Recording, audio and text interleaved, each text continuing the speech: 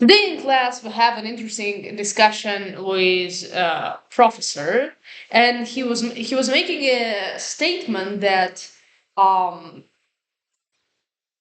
that was coming from a the Christian traditional view that sounds like something like don't share the company with the wicked, or um, don't be a friend with wicked or with sinners, right? So, uh, or phrase it in other words, don't uh,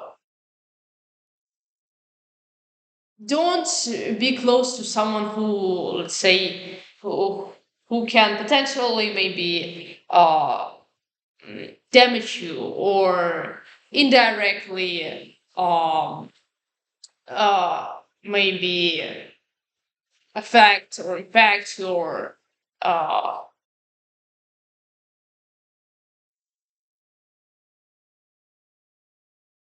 degradation, something like that.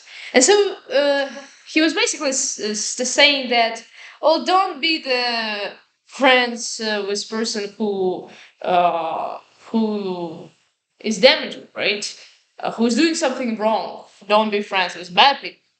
And now this sounds on the surface level that sounds reasonable. However, my first concern was that, well, but if you actually, then what you do? Okay, so if you're not friends with the bad people, so who are you to the bad people? And this is a good question. So what kind of relationships are you supposed to have with this kind of people? And his answer was, well, you obviously don't ignore them. But I made a clear point that what professor said. There is a clear distinction between the not ignoring the neutral, somewhat relatively neutral position, and being having an active engagement where both sides share mutually and genuinely. And so his view was, of course, that, well, but this can be threatening to you because it will undermine maybe your state of being. Um, but and I agree that traditionally, sometimes many Christians would have this, would share this view. However, I want to challenge it because if you think about it, the reason for you not to have an active interaction with someone i- is also could be coming from the assumption that, well, these wicked or sinful people, the bad people, they have nothing to suggest.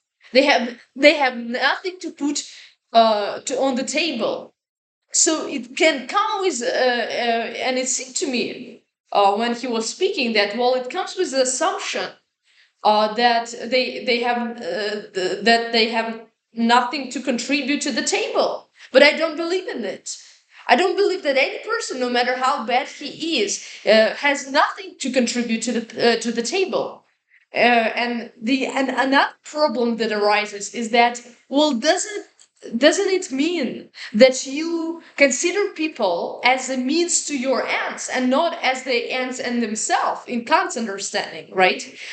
Or another way to put it, you don't actually value them for themselves. You value them only for this thing they provide for you. And if they don't provide what is valuable, what is good, what is beneficial for you, what contributes to your growth, contributes to your thrive, um, then you avoid them and you don't engage with them, at least actively.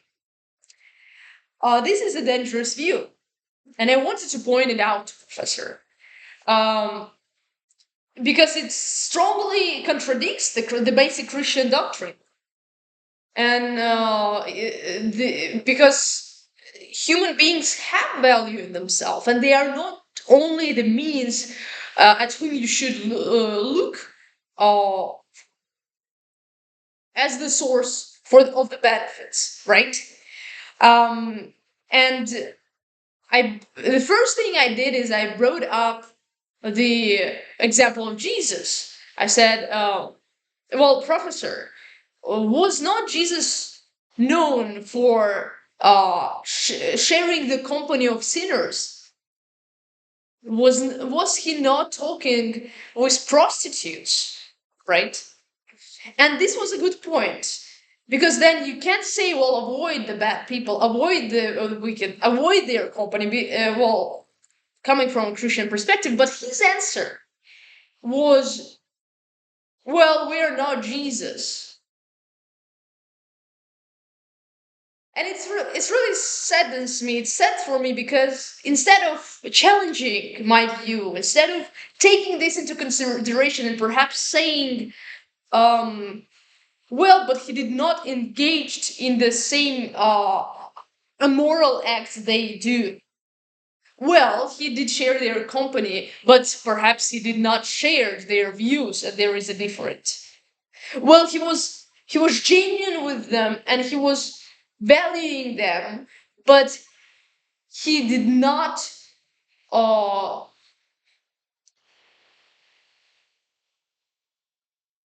maybe he did not put himself to the same standards, or he did not um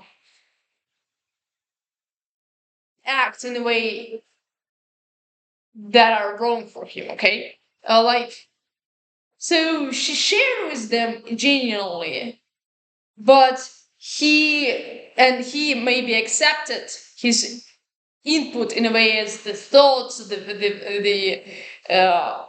their feelings that are expressed, but maybe he did not comply in absolutely transforming to their uh, views, right? Maybe something like that. But so, but instead of going from this perspective, he said, um, "Well, we're not Jesus," and which also kind of somewhat reasonable. We're not Jesus. We're not born of a virgin. Um, but then I just answered that. Well, it does not absolutely contradicts with. Rather invalidates the whole Christian mm, message. Because if you apply the same reasoning to other fields and you say, well, I'm not Jesus, then it invalidates the whole Christian message that also states that through Jesus and through the faith in Jesus, God gives us the Holy Spirit. We receive the Holy Spirit from God, who enables us to do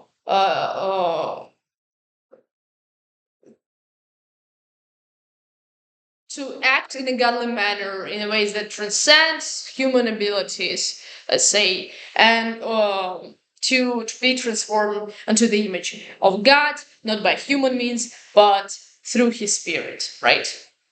And if you say, well, I can't, doesn't it contradict? Because, well, you can on your own, but, well, God names you to. And so, how can you now justify your inability and your incapacity? Well, doesn't it contradict the Christian doctrine, actually? And so, this is a good view. And so, but we should understand that it can be reasonable that. Uh, in general, people, and let's break people to individuals. Say first, okay? And here, this is like society. Well, humanity is kind of maybe okay. Anyway, so the thing is that people, individuals, can be as anyone can be as constructive for you as he can be deconstructive. because no one is perfect and everyone, so here is like a man, a human being, right? So because no one is perfect and everyone is flawed, and these flaws of a man uh can affect you, and you can yourself uh in the human interaction, which is sharing of thoughts, of experiences. So in a genuine sharing, you can accept uh, maybe unwisely, and adapt the other points of view, right? And not only points of view, but also adapt your behavior. So it would, let's say, match the person you're communicating with, etc. So but it's important to know that everyone can have a constructive, the positive effect on someone, and that destructive, and that's it's really a thin line that's hard to state where the constructive effect and the constructive effects starts, because because if you say that, well, it's deconstructed when it's painful, pain, let's say, is a sign. What else? Like trauma, other negative experiences, then you already invalidate what you can bring from it and make it into the positive, right? So even something negative as the pain, as traumatic experiences, negative experiences, they can be taken in such a way that it would rather transform you and to facilitate your growth, and you don't want to undermine it. So it's hard to state where is the deconstructive impact and where is the constructive impact, because sometimes even someone's deconstructive effect can turn out to be constructive for you if you have learned your lessons from it, if it made you to understand the world better with all its uh, real parts, as sufferings and pain and malevolence and etc, selfishness, right? So this is reality, and to be delusional is not uh, beneficial for you. It's not good for you. To be naive is not a virtue,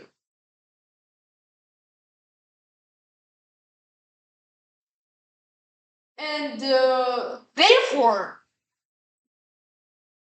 this is one aspect of to question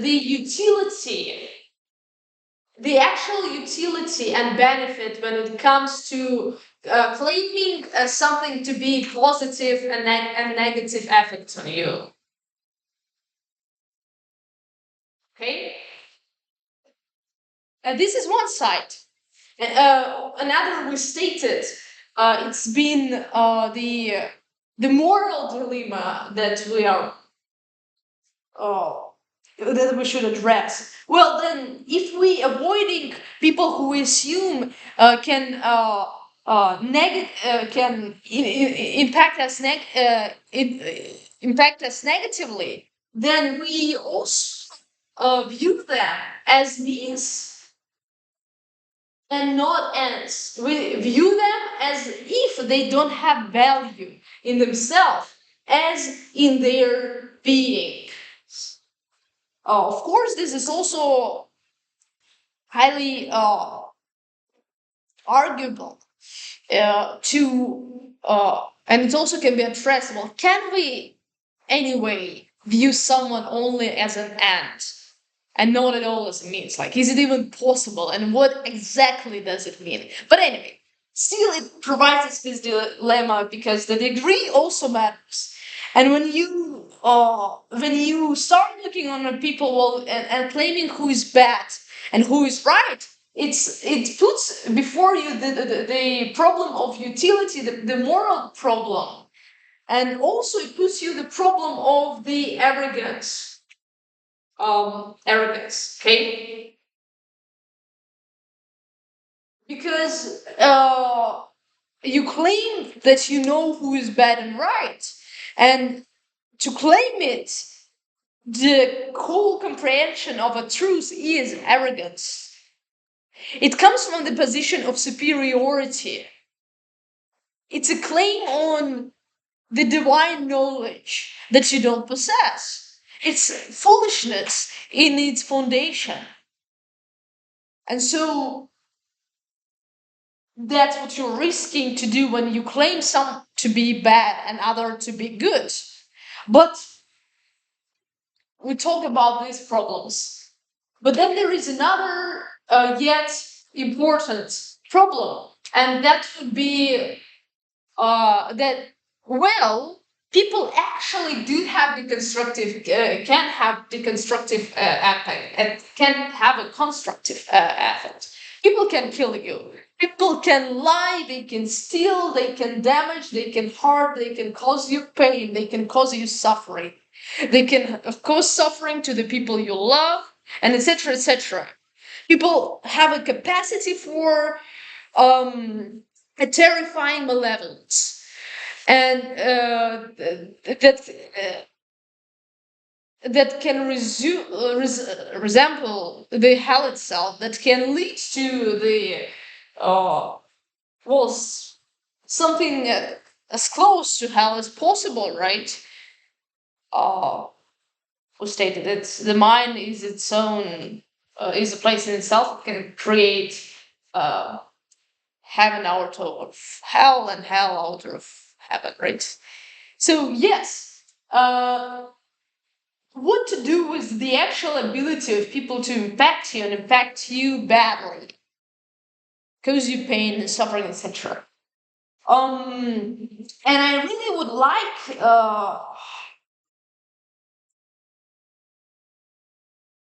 to if we in our class, if we would be able to approach it from this position, but we didn't have time. But this position is uh, that, well, yes, you should value people as people, uh, and not necessarily, let's say, well, hopefully you value them for them and not for what they can provide for you. You should be considerate of others. Um,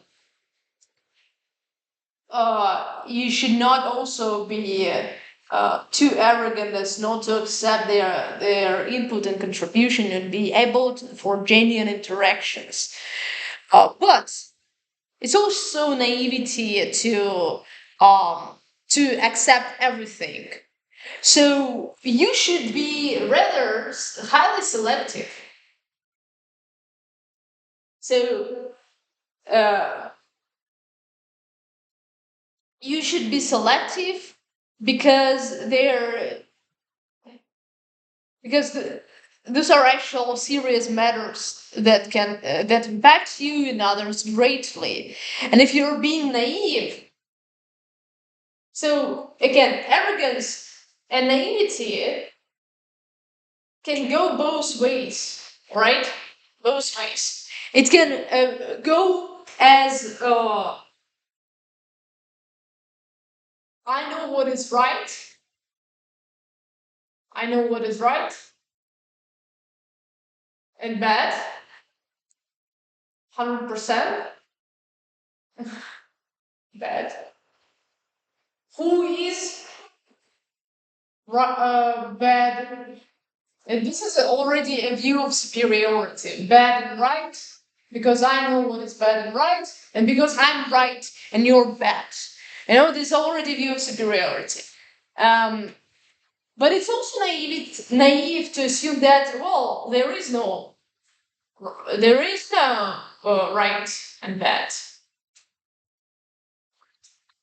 And of course, you can be really philosophical here, but there is something that kills you.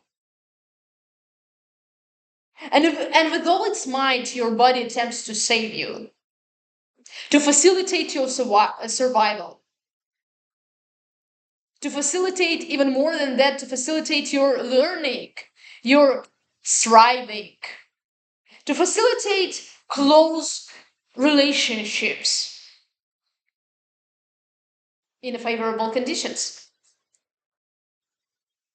To assume that there is nothing to be known and understood is also naive and foolish. Um,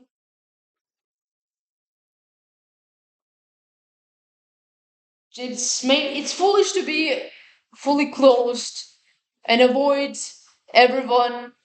It's also foolish to be too accepting. And now we understand. Well, there is maybe a way to figure this actually out. Oh,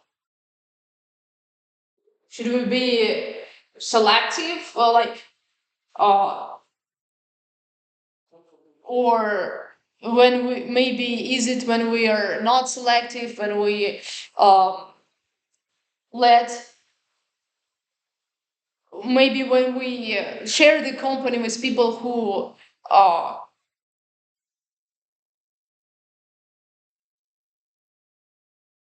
who rather facilitate our degradation. Well, it also can be the case, right? People can influence us badly. We can waste our time on things that damage us rather than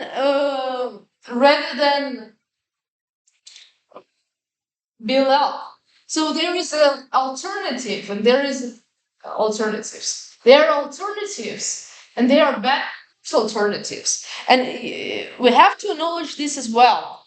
We will also, everything is too much. It's too much for us. So we should pick something between the alternatives. We should make priorities, and it's well better for us to make right priorities. So we should acknowledge that and what to do with that, right? How to value people for themselves, but also to make right priorities, as not to be influenced negatively, because it actually can be the case, etc. And one way to look at it could be that you should value people for who they are, and accept well, build them, well, interact with them genuinely. But um, it's also not helpful for them too if your growth would be stagnated. Okay, stagnated. If your growth would be stagnated, if your not even if your actions will not align with your beliefs. And by beliefs I mean not only religious, but so, and etc etc. So it's helpful for no one, because when you're confused, uh you panic. When you panic, you make bad decisions, and when you make bad decisions, you know, yeah, you make them including for you and including for others. And so you when you have to use that, well, should maybe not only focus on other people, also like, are those people bad or good, who is bad, who is good, but to understand what I need, and what is my course, what are my goals, what is my vision, and what is my ideal, and what do I exactly do? Do my actions align with that, or do they not? When I do something, do I do it just because this person does it, or I do it so for the purpose, okay? Um, that satisfies my vision and my ideal, right? Final analysis. And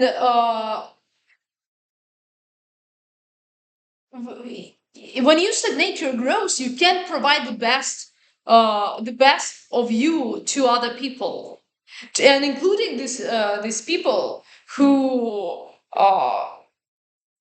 let's say, not necessarily only contribute to you positively, right?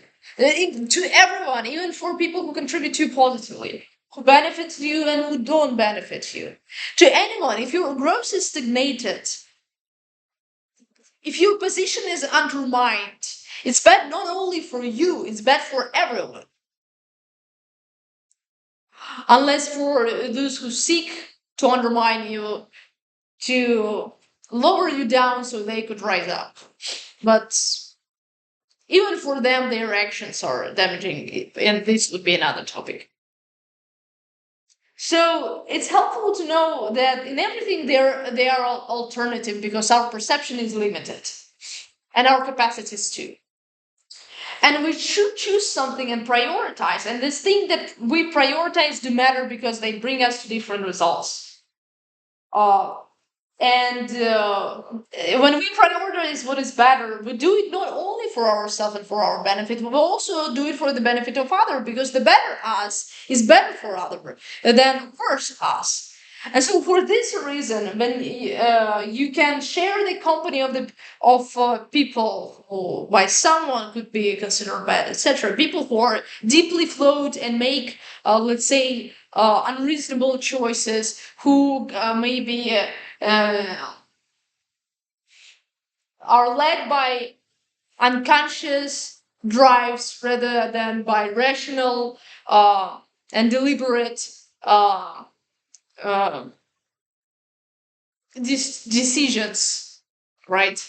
Uh, or who have, let's say, some sort of more appealing vision, they attempt to strive to. Let's say, it's still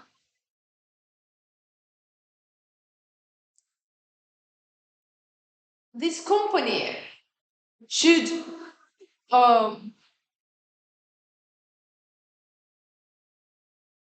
be you should be in as much in it as it's actually helpful, as it's actually good and for you and for other people. But it's not good for you when your growth is stagnated. It's not good for you when you can't be the best of you that you can be. And therefore, even when you value people as in themselves, you can still make the necessary and needed uh, separation as not to be too accepting of the other position. You can share the company, but you not necessarily need to share the actions. Yeah.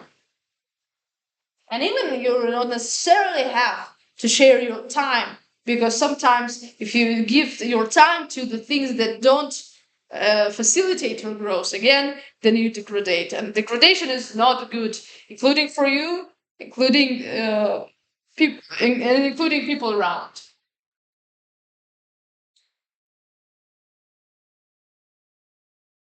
Um, that's about it. Thank you for watching.